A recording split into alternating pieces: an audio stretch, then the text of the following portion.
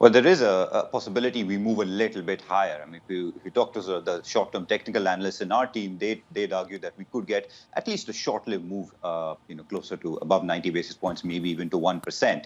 But whether that's a good or bad thing for risk assets actually depends a lot on what's driving that. Because if it's higher inflation expectations, that's actually a good thing, and risk assets would most probably be quite okay with that. But I think we see a rise in yields beyond what's coming through on the inflation expectation side.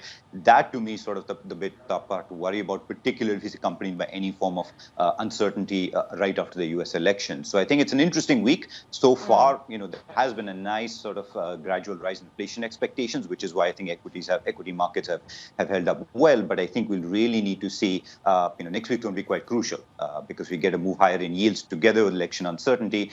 That could cause some volatility, at least for a short period of time. Yeah, I mean, Manpreet, you have this election uncertainty now coupled with record cases of COVID in the U.S. for 2 days in a row here. And I just wonder, to your point, I mean, what will be the driver this week then? Because many are saying, okay, if this is a risk-on move that's pushing yields higher, perhaps we'll also see more money going into value stocks, some of the unloved equities. Do you think that will take place, or will caution prevail? This week, most probably, is going to be dominated by caution. At the end of the day, we're looking about, like you said, 8 days out from the US election.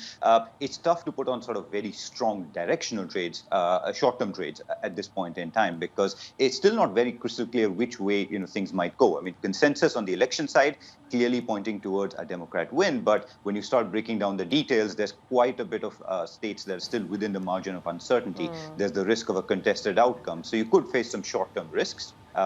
I'd emphasize these are short-term in nature. I mean, no matter which way you look at it, looking a couple of months out from the US election, it's the long-term trends that prevail. So we're not really too concerned about our long-term views. I think it's really a question of what the next few weeks look like. And this week, it's likely markets will either tread with just a lot of caution, waiting to see, what the outcome begins to look like, particularly the risk of a contested outcome.